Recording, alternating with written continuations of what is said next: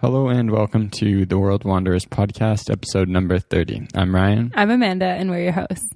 And today we're going to be talking about Colombia. Bienvenidos a Colombia. For those of you who don't know, Colombia is at the northern part of South America, and it is on the Caribbean Ocean. Borders, I guess. One of the two. Its coastline is on the Caribbean. I don't know.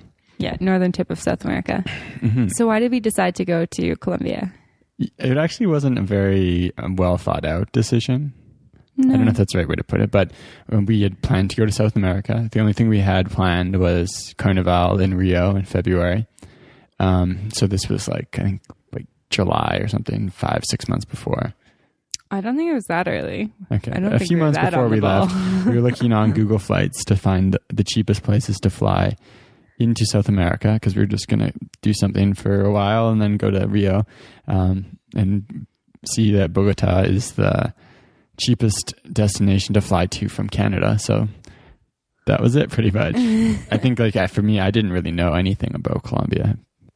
So just to give some context for where we were at, we were living in Calgary, working jobs that were pretty mediocre, not feeling that happy, knew we wanted to go somewhere, and owned a Lonely Planet for South America. And so we knew we were going to the Southern Hemisphere and going to go to Rio for Carnival, and basically, no knowledge of Colombia. It was like, oh, Bogota, cool, Colombia. Maybe I should read about this on Lonely Planet since we're going to go there. Yeah, for me, all I knew about Colombia was that big for the drug trade in the 80s, I guess, 80s and 90s. That's really the only thing I knew.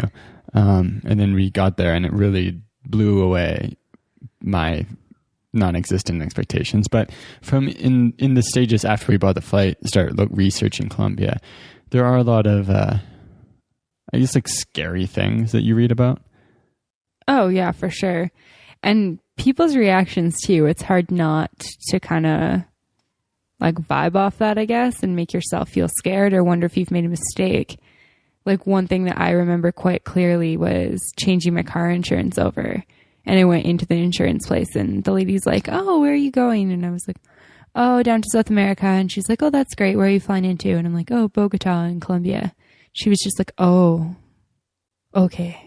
Good luck. Do you want life insurance? Yeah, pretty much. I was like, is it really that bad? And I had a similar one when I actually checked into my flight. I checked in, my flight started in Kelowna, British Columbia, which is a pretty small town. And it was after a number of connections, ended up on a flight from Toronto to Bogota. But the lady checking me in was like, oh, Bogota. I wouldn't want to go there. But it's there's this kind of misconception that Colombia is especially dangerous. It's funny how those things work too, because if you told people, you know what, oh, I'm going down to Peru versus Colombia, everyone doesn't even think twice about someone going to Peru. But realistically, I don't think the risks are any higher in Colombia than they are in Peru. No, I don't think so. If anything, I think that the scams are actually probably worse in Peru because there's way more tourism. There's way more people with money that are traveling there.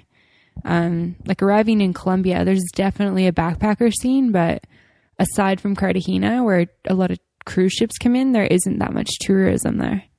Yeah, no, that's the one thing I really enjoyed about being there. And I guess we might be jumping ahead, but you don't really feel like there's a lot of people after your money as a tourist. So you're walking around and you kind of just feel like a fly on the wall in some respects. When you're walking around Bogota, everyone's just going about their day, doing their thing. They're not really too cognizant of the tourists, versus if you're somewhere like Cusco or Cartagena, all these restaurants are hassling you, tour agents hassling you. Everyone wants your money because the industry for tourism is there. Yeah, definitely. That's a great point. It was kind of interesting arriving in Bogota because, you hear, you have these reactions from people, then you read some of these bad things on the internet that people have experienced. You hear the stigma that's around Colombia, and it's hard not to let that get in your head. So I remember arriving in the hostel, just bombarding the first person we met with questions should I bring a purse? Is that dangerous? Can I take my cell phone out? How much money should I take? 20 questions. And he's like, you'll be fine. Like, that's all he said to me. And I was like, but what does that mean? Yeah. Even beyond that, like I remember getting one of the big things that kind of like stuck in my head from my reading was like about the taxi scams in Colombia about, like they call them like $1 million rides where the cab drivers kind of hold you hostage and make you take out all your money. And it kind of like made me really paranoid. So I think with the first ride we got, once we arrived in Bogota, I was like kind of nervous the whole time. I think for like a week, anytime we got in a cab, I was like kind of sketchy, like wondering, oh, where's my knife?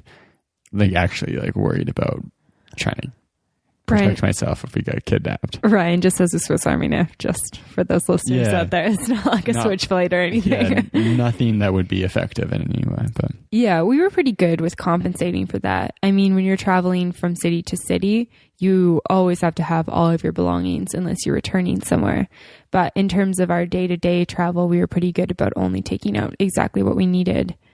Like, we never brought credit cards or debit cards. Money. And yeah, I mean, most of the time we didn't have cell phones on us or anything that, you know, if somebody would have robbed us, would have been like, okay, here, take my, you know, $20 Canadian and my driver's license. Yeah. And I guess just to go into theft and any worries you have about being robbed, it seems like most of the robberies are very passive. If you put your bag down and aren't watching it, someone will take it.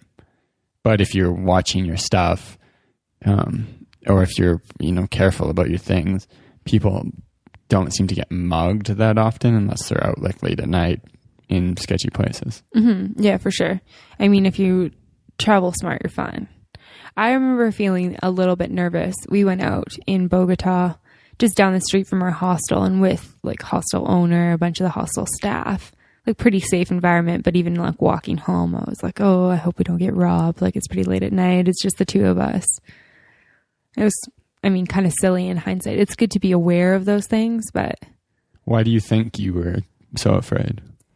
Or there was so much fear there? Oh, I think it's just from that stigma. You know, other people had got in my head, things I'd read had got in my head because I wasn't taking in the things. It was like, oh, I went and had this amazing time in Bogota, or oh, I had this amazing time in Cartagena. It's like I'm remembering the things that I've read where it's like, oh, I got robbed at this area, so, you know, be careful. Or oh, somebody planted drugs in my bag and I got arrested, like be careful. And it's cliche to say, but or just because it's said so much, but so much of what you hear when you're at home is just negative stories. Like the news is only going to give you negative stories. And then beyond that, word of mouth amongst travelers is biased towards negative stories. You'll hear like, oh, a friend of a friend was in Colombia, he got robbed in a taxi. You don't hear, oh, a friend of a friend was in Colombia, had a magical time. Yeah. Yeah. No, I hear what you're saying. I think though, in the backpacker world, there is a lot of like, oh, you have to go to Colombia. Like, I think we heard quite a... Yeah, that was kind of like once we got down there, though. Like, yeah, I think wasn't up in Canada by any means, but once we were in South America. I remember thinking, while we were traveling, how much our experience of Colombia might have been different if we had finished there versus started there, because we really did come in with hardly any expectations, and then were really blown away by this amazing country that really became both of our favorites, I think. Would you agree? Yeah, I mean, Colombia is right up there. I think Argentina is a close tie for me. But when we were traveling around, everyone was like, oh, amazing, Colombia, best thing ever. So we would have gone there with a lot higher expectations. Yeah, and, you know, like the buses are not the best in Colombia. Like there are a lot of things. Like Colombia is third world. It is a third world country. I don't know if I would classify it as third world. Okay, it's at least second world. Yeah, I mean, you think about... non-first... Okay, think about that bus ride we took in Colombia, and then think about the other ones we took in like Argentina, Peru. Like, I think my perspective of Colombia definitely would have been different. Yeah. But overall, I remember... So we had a friend who was in Colombia just before we were. Yeah. Kind of like the month before we were. And she had a great time, but I don't know, it didn't really impact my being a bit worried about going there that much. I mean, she still talked about, like, she's like, oh yeah, like, I wore my hair down because like sometimes they'll cut your ponytails off, or I like would wear my hood up. And she's like, I don't know if I should wear my tank tops. Like that's too scandalous. Like that's a lot of what I heard from her. And I was kind of like, well, it seems a bit extreme. Do people really cut ponytails off? I mean, I wore my hair up in a ponytail pretty much every day in Colombia, and nobody tried to cut my ponytail off. Was that actually a thing? I don't know. That's what she said. So I don't know. She was pretty worried about it. Mm-hmm. One thing too, like, you know, we both really loved Colombia. I think just getting out of our daily routine and being like starting our travels, like I think that was a really well needed thing for us. Yeah, absolutely. I think we've talked about it a few times on like previous episodes, but for me personally, I was in like a fairly depressed state, really not happy with the way my life was going. So to get out and just get some freedom from these like responsibilities that I kind of felt were crushing me in a way, felt really nice to have that again. But it takes a while to get like out of. Yeah, it's kind of interesting. Get work out of your system. Yeah, for sure. I mean, I was still getting work emails in Colombia. Like, you know, people are kind of like iMessaging me. You know, people are really like curious about the trip. It's like I'm kind of overwhelmed by like the sights and sounds and all the stimulus that's around me. It takes a little bit to get into that routine, but I think after the first like week or two, we were pretty into that.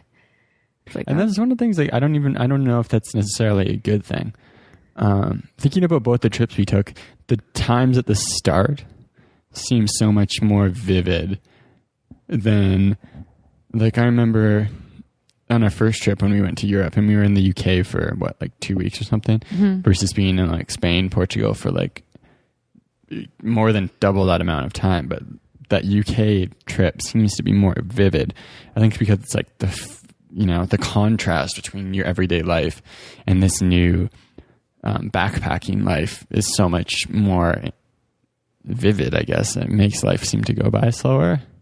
Is that something you relate to at all? Yeah, now that you say it, it definitely is. Like, thinking about Colombia, I feel like I was just walking around this like happy state of mind the whole time, just like so impressed and wowed by everything. And it was like waking up and immediately it's like, oh, am I late for work? Like, what am I going to make for breakfast? And then like looking around at my surroundings and being like, oh, I'm in a hostel room in Colombia. Like, I could lie in this bed all damn day if I wanted to. Like, I have no responsibilities and nothing that I'm required to do. And that's a pretty amazing feeling. And after you've been doing that for, 5 months, it's kind of like, I don't know, you normalize it. It's like, oh, 3 coffees today? No worries. I can do that. Does that make sense to you? What do you mean by 3 coffees? Oh, it's just like if you going wanted to cafes. Yeah. Yeah. I think it does become kind of, you just get more into the routine and there are a lot more similar things. But I remember feeling the same thing. We went kind of around Colombia, got a little bit comfortable with Colombia, go to Ecuador, and that's like a little bit new. But then I remember when we flew from Ecuador to Sao Paulo, Brazil, and I kind of feel like that was another moment where things kind of, it was like, oh wow, language is different. We're really uncomfortable again. So maybe it's a language thing, like where you kind of feel like so, I guess, unable to handle day-to-day challenges. Yeah, I think I can relate to that too. Like, I felt it a little bit when we went even from Italy to Greece, but especially from Greece to like Athens to Bangkok. I was like, what is happening? Just like sensory overload. So language, maybe culture. Like, I think the Brazilian culture is quite a bit different from like Colombian or Ecuadorian, like the Andean culture, the Inca culture. The food's different, the language is different. So do you think it's just the things are different? Or, because I'm kind of thinking that maybe the language thing plays into it more, because it makes you a little bit more scared to go out and just like face your daily challenges. Yeah, I think that could have definitely been something with us in Brazil. One thing that I was recently writing about was how we were taking language lessons in Colombia, and then we did a little bit in Ecuador, but my parents came down to visit for 2 weeks, and we kind of stopped all of like you and I's travel routine to accommodate for them being there. And then, we were kind of like, oh, this sucks. Like it's great that they're here, but it kind of sucks because it's like interrupting our routine, and we were doing all this Spanish learning, and that was awesome, and it felt great. And then getting to Brazil, it was like, oh, we actually did learn quite a bit of Spanish because I know absolutely no Portuguese. Like the first night we got into Brazil, it was like, we need to eat. And I went to a smoothie place, and I literally like pointed at the fruit, and he kind of like taught me the words for some of the fruits. And I was like, yeah, like that and that and that together. And then he like used his fingers to tell me how much it was. Yeah. And you went and got pizza, which is the same word in like every language. Universal food, pizza. But yeah, I guess like what you're talking about before, normalizing things, because I remember before in Ecuador, like feeling a little bit bad about where I was at in Spanish. Like, oh, I wish I knew more. Like I hardly know any Spanish. And then you go somewhere, but you really don't speak the language. And like, oh, you know what? I actually was pretty functional. Yeah. It's compared to where I'm at in Portuguese. Yeah. And I think going to Brazil was definitely eye-opening for how, proficient we had become in Spanish in the 7 weeks that we'd been in. Mm-hmm. So let's dig into Colombia. Where all did we go? So we started in Bogota, obviously, since we said that already. Took a 16-hour bus up to Santa Marta. Spent like a week there because we loved it. Went into the national park area there. Headed on over to Cartagena, down to Medellin. And then to Salento, back to Medellin. And then over to Ecuador. And that route, we kind of just planned on the way because we didn't really have anything planned when we got there, did we? Yeah, for sure. We kind of just like read about kind of what was interesting to us, kind of took recommendations from people in the hostels. Like we really were pretty planless, which was cool. But I think I had read about Santa Marta being a popular destination for Colombian people, mm-hmm. and had thought about doing some Spanish lessons there and kind of spending a bit more time there. But I don't even remember if we had anything else planned. No, I don't think we did, like at all. But I guess when you look at Colombia, it kind of makes sense because Cartagena is kind of a must-see place pretty much, and then Santa Marta's near there. And then once you get to Cartagena, where didn't we start hearing about how good Medellin was? I think we heard it like right away. As soon as we got to Bogota, people were like, oh, you're in Colombia? Like you have to go to Medellin.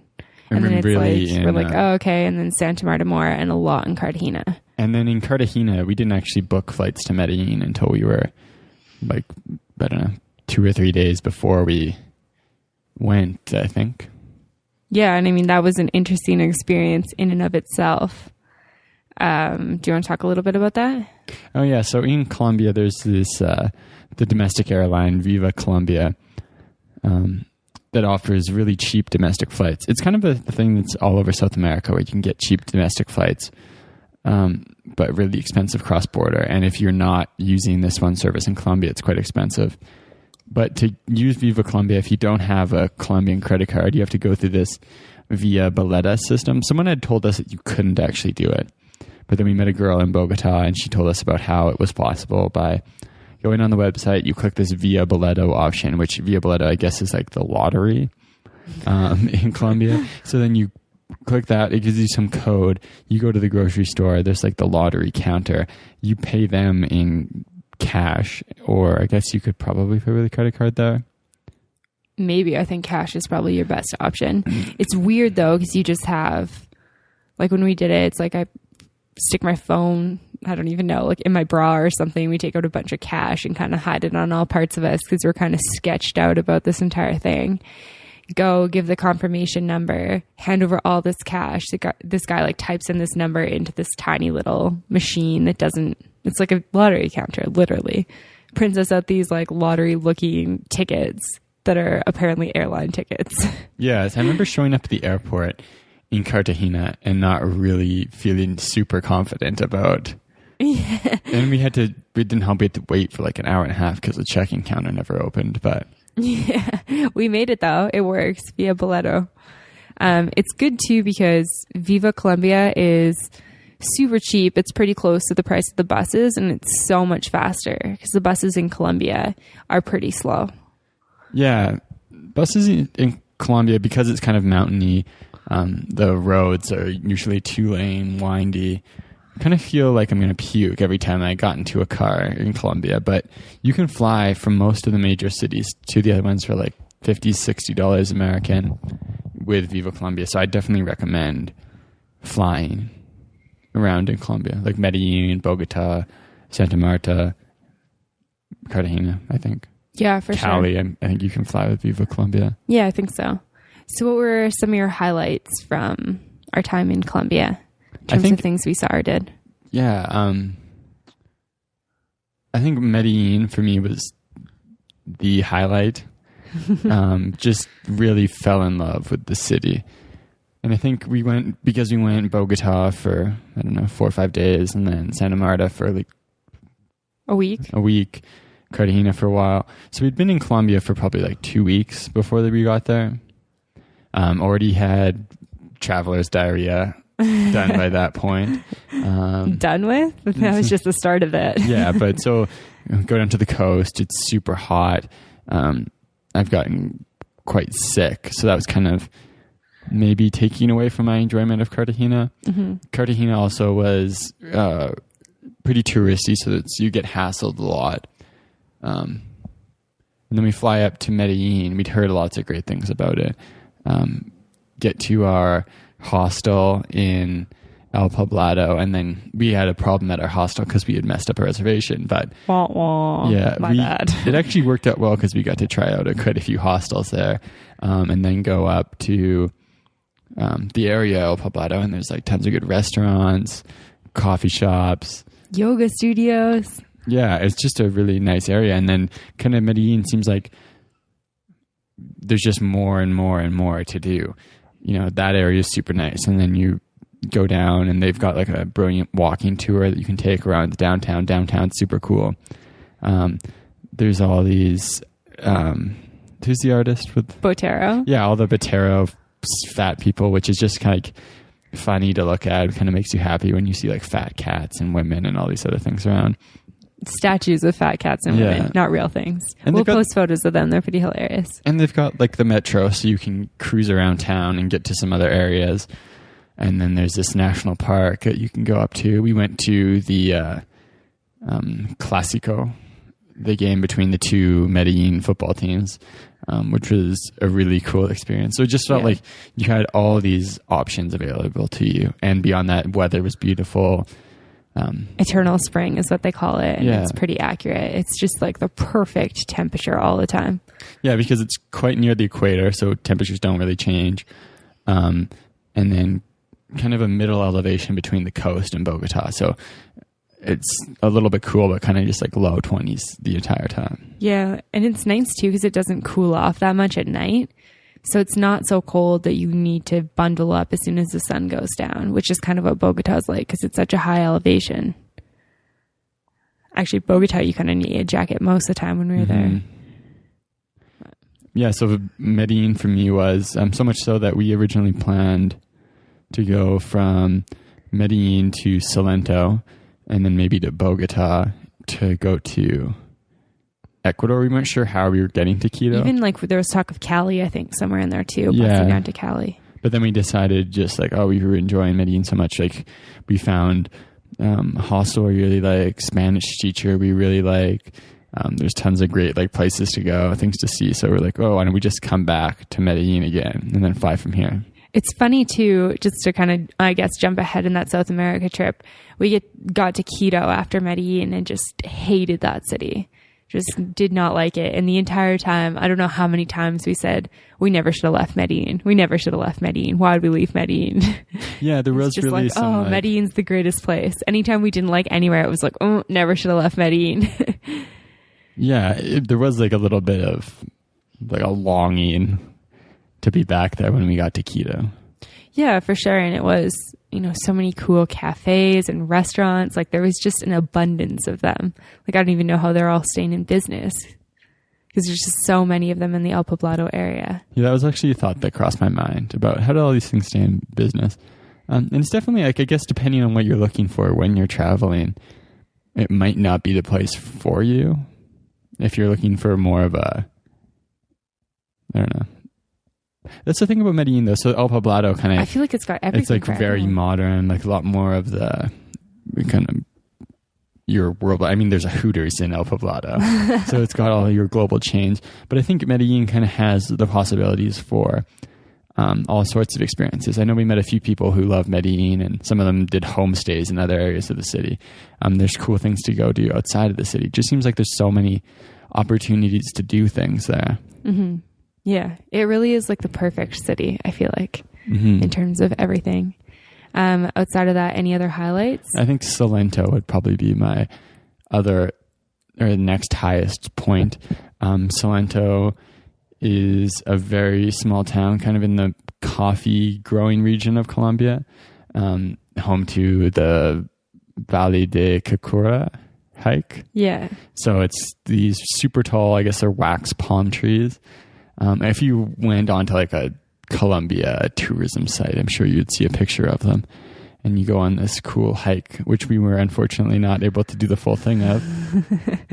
Should I get into that a little bit? Yeah, do you want to elaborate? Yeah. So we arrived in Salento in the evening, so it was dark out, and basically some guy kind of yelled at us from a car, just a greeting like, "Hola, bienvenidos a Colombia, buenos noches." And normally I would just ignore that, and I just, wave friendly back at him while stepping off a curve. And it ended up being a lot higher than I had anticipated. And my ankle did not support my body weight plus my backpack. And I basically ended up like a beach turtle with a throbbing ankle that I couldn't walk on. So you sprained your ankle? Yeah, I sprained my ankle. Is the gist? Well, we think I sprained my ankle. There's no hospital in Salento, so perhaps I fractured it. I have no idea, but I could put weight on it, so I'm assuming it was just a sprain. But a pretty big thing to overcome because it actually took about 6 weeks to heal. Since I didn't get crutches or go to a hospital or take care of it, really. Mm-hmm. Yeah, it was a bit... I found it a bit frustrating at the time because it was like, oh, now we can't do all this stuff. Oh, yeah, 100%. And I was so frustrated. I think I spent the whole first night just crying and most of the second day feeling bad for myself in between trying to push myself to do things that my ankle was just not allowing me to do. So it was definitely a huge thing to overcome. And I was incredibly thankful that I had you by my side because I don't know if I would have eaten for like 2 days had you not been there because you brought me most of my food. Well, I think you would have been fine. Yeah, I like food. I don't starve myself. With the activities, though, because it was almost you were more eager to do the activities than I was. Yeah, I think we probably would have just skipped it all, or you could have gone by yourself. But I was pretty intent on doing what I could do. So push myself a little bit for the Valle de Cocora hike. Probably farther than was smart. Yeah. There's one way that most people do it, and then you can actually go the back way. So we made it up to through the palm trees and then kind of up the hill. So halfway about. And then I was like, my ankle hurts. Like we should probably turn around. But by that point I was already in pain. So I probably shouldn't have pushed myself that far, but I don't regret it. It was beautiful. Some of the most beautiful scenery I've ever seen. Do you feel like you were able to appreciate it with the angle? I feel like I almost appreciated it more. Like I was working so hard just to walk. And it was like, wow, this is like really incredible. People who are in a wheelchair, who, can't walk because of knee injuries or, whatever, don't get to see things like this. Really appreciate the things you can see when you take the time to walk out to them. Mm-hmm. I remember looking back on the photos, it seems like more spectacular for me than I think I had at the time. I think for me, part of it was like knowing you had a bad ankle and like worrying about what things were going to be like in the future, because we were like really much, or like obviously travel partners, going to be doing most things together. And then we hiked all the way up there, and then on the way down, your ankle was hurting so much that you could barely walk at like a quarter pace. So I was pretty frustrated that we had gone this far and now we can like barely even move on the way back down. Yeah, for sure. That was definitely, I pushed myself way too far that day. And, you know, it was kind of frustrating. I know it was frustrating for me for the next at least month, like hobbling around everywhere. And I'm sure you felt that frustration as well. It's just like being somewhere and wanting to do things and having to walk like even 500 feet to do it. And just taking me like 20 minutes to do that. Definitely frustrating. But yeah, I think that's like traveling in a pair. At that point in time, we really felt like we had to be doing everything together. And maybe now, if that situation came up, I think we'd probably be more okay separating and just doing our own things. Yeah, I think so. Like, I think that one thing that makes me feel kind of guilty about that situation is that I definitely do feel like you were held back from some stuff, because, you know, it's a combination of me not wanting to be alone and then you not wanting to leave me alone as well. I think probably more so me not wanting to be alone, because definitely had a fear of, you know, kind of like being by myself and being left alone and doing things on my own. Whereas now I think if that happened, I'd be much more comfortable just being like, you know, you need to go, just go do your thing, like do what you want to do. And I think that even evolved in our relationship. Yeah, because our traveling companionship. Yeah, as we were throughout South America, because we did that in Bolivia when we were sick. Yeah, and at that point in time, I think I really had like this feeling that I had to be taking care of you. Like that, I don't know, like I was somehow like responsible for you, like you were responsible for yourself. So like it's kind of like I kind of feel bad saying it, but like there was some resentment from me feeling like, oh, why am I, you know, sacrificing my time to. Yeah, no. But I think that's kind of like a feature of our relationship that was maybe negative then, and then I shifted around to a positive thing. Yeah, it's definitely something I think we've been conscious of and aware of and have worked on. And for those listeners out there who do have, you know, that same travel companion each time, or who do travel as a couple, definitely something to look at. It's important to make sure that you have your independence and that you're doing stuff for you and not for your travel companion. I mean, it's fine to make compromises once in a while, especially if you're in a dangerous spot and you're, you know, female, but at the end of the day, you have to remember it's your money. So, yeah. And your time. We've kind of talked a bit about it, about how trying to not be traveling with someone who you really feel dependent on, someone you should feel like, oh, they want to do that, I want to do this. Okay, we're just going to do our two separate things. Because we've talked before on the podcast about there's been points in time where we've gotten into big fights because we didn't feel okay separating and doing our own thing. Yeah, and especially I think as a couple, we were very much like, oh, well, we should be doing like all of our stuff traveling together. Like we're traveling together. And really it's like, okay, we're traveling alongside each other, but it's fine to, you know, want to do different things. Like your interests don't have to be aligned 100% with the person that you are traveling with or dating. And even the way you're feeling isn't going to align. Like, you know, if you wake up in our high energy, you're going to want to go and like, you know, conquer the world, but maybe one of you's sick. And I think being in a spot where the sick person is like, no, go do your thing. Yeah. Like I'm just going to chill in bed today and read and take a me day and just being okay with that. Yeah, no, for sure. I think that my ankle sprain was definitely an area, like it was something that we'd never kind of had to deal with traveling before. It was super different from any other obstacle we'd had traveling. So it was definitely a growing, learning opportunity, I think, for both of us. Yeah, I think the closest thing, I remember when we went our first time, I hurt my knee in Switzerland, and that kind of held me back a little bit. But I guess I did the same thing where I heard it like the day before hiking and then like went hiking anyways, and it continued to bother me for quite a while. Yeah. But not as severe. Yeah, no, for sure. It's definitely like, it's frustrating though. You're in a country like a country like Colombia and a city like Salento, and it's like, oh well, if there's no hospital here, like But I think there was a clinic. there's a clinic. Yeah, Like probably 3 should have steps gone away there. from our hostel. The 3 steps are a lot of steps. Outside of Salento, though, Well, there's one thing we should touch on before we leave Salento. what? Patacones. Oh, how could I forget? Patacones were definitely a highlight of Salento, Highlight of Colombia. perhaps. Plantain chips in general, there was something I was introduced in Colombia.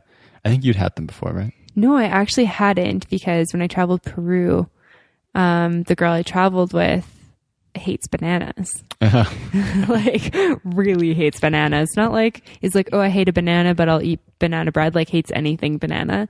So I actually never had plantain chips prior to Colombia.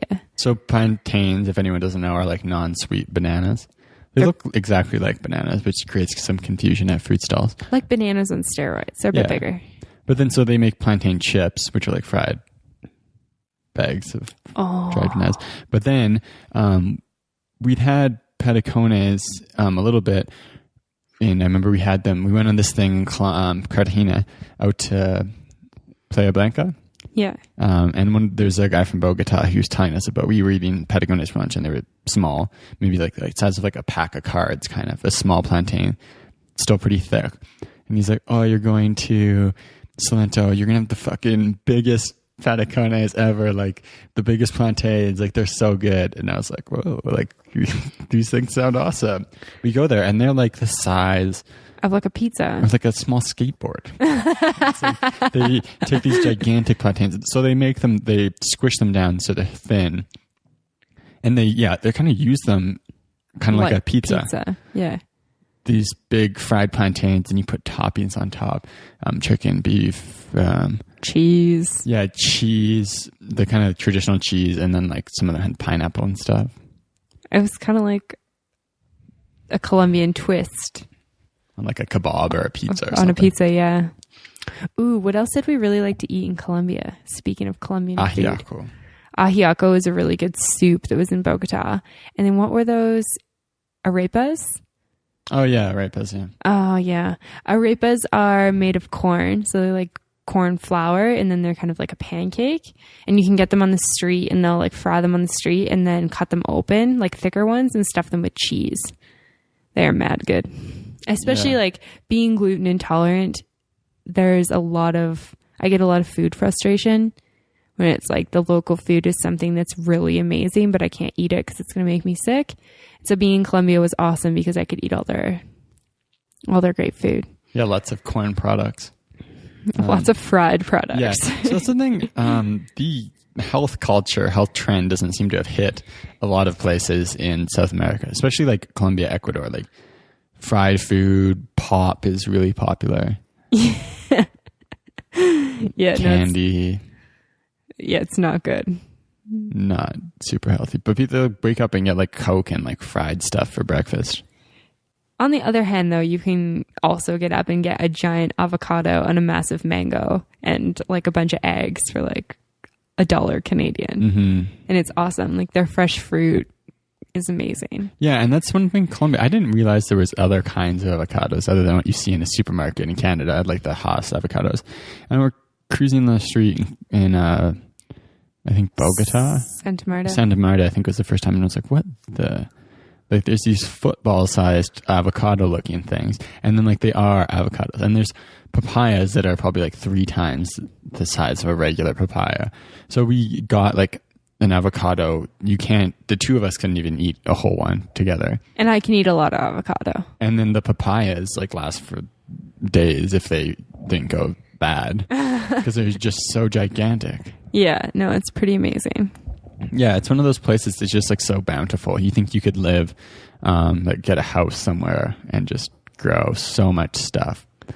Lemons, avocados, Pineapples, mango. coffee. Like have your own coffee. That'd be just so cool. Oh, yeah. So if you were to go back to Colombia today, what would your route look like? Because we did miss out on quite a few good things.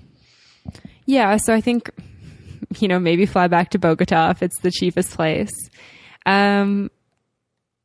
I mean, I was a little bit scared and kind of uncertain while we were in Bogota. So I would like to go back and probably experience a bit more of the city, kind of leave the tourist area of La Candelaria. If we were to go back, I'd also like to go back to Santa Marta and probably spend more time in the national park. Like, you know, maybe even get a tent and hike through there and camp and chill out there for a bit. As much as I loved our mud volcano experience in Cartagena, I would probably pass on Cartagena second time around. Are you going to say anything about that? Yeah, Cartagena. It's really pretty, but I think I didn't have a very good experience there. You didn't really particularly. Cartagena is like the old city's beautiful. Quite a bit more expensive. Yeah, so it's super touristy.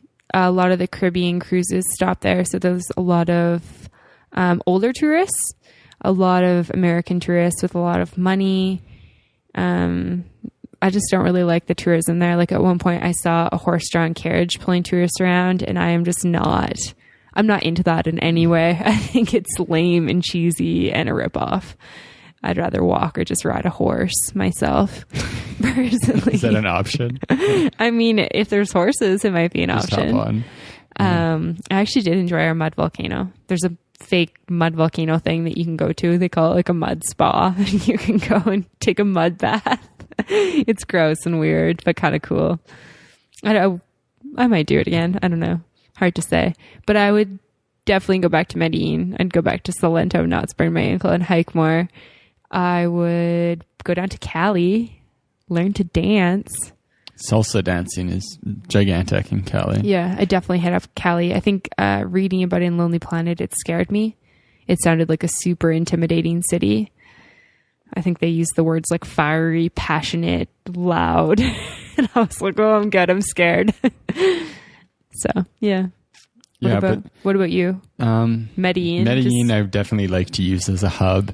But I think going out and kind of like stretching into some of the more rural areas would be pretty cool. Yeah. From like our experience in Salento, which is still like quite touristy, but like small town, just like so cool. And Colombia in general seems like the people are very friendly to backpackers, which is pretty common, but it seemed especially so in Colombia. And it seems like it's not quite on the radar yet. Probably after this podcast, though. It's on the radar, but it's not like overwhelmed by tourists, overwhelmed by backpackers. But I think it will be fairly soon. Not overwhelmed, but it's going to get more and more popular as more people go and have great experiences and kind of change that stigma about, you know, drug wars and cartels and this rebel gangs. Yeah, it was kind of funny. Like as we got into Medellin, you know, I email my parents telling them that I got there, and I get back from my mom like, oh, your dad says like, be careful. Like there's like drug cartels there. Like people go missing there. And I was like, this isn't like the 70s. Like Pablo Escobar's dead. But like, I remember watching a documentary on Pablo Escobar and talking about Medellin and about people going to Medellin. I was like, that is insane. Like going there, where all these like drug lords are. And then like, and it seems so like different, you know, when you watch a documentary and you have no context about something, but you're like, wow, these drug warriors are there. You think you're just going to like show up and get murdered. But then like when you go and it's like, wow, it's just like this amazing city. Yeah. Amazing. And one of the most amusing things I heard was, so it's big to do the Escobar tour where you can go see Pablo Escobar's house and like meet his blind brother or something. We didn't actually do it. It's quite expensive. And, yeah, I don't know. It seems a little bit ethnically questionable, but the world's largest wild hippo population is actually in Medellin.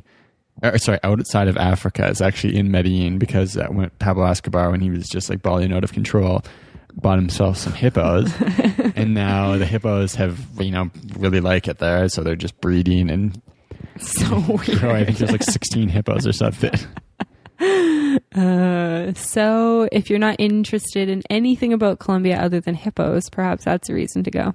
Mm-hmm. Just throwing it out there. If you're a hippo expert. No, but seriously, Colombia is they speak really nice Spanish there. It's a great place to learn Spanish. It's an awesome place to start a trip because it's got things to see and do, but it's not, the tourism isn't overwhelming. Like, there isn't an overwhelming amount of things to do. Like, you can spend your days just enjoying where you are, which is something I love about travel. And if you're thinking about, oh, it'd be cool to go stay somewhere for like a month or two, learn Spanish and just have like a cool, authentic experience, and you're thinking about South America, I couldn't recommend Medellin highly enough.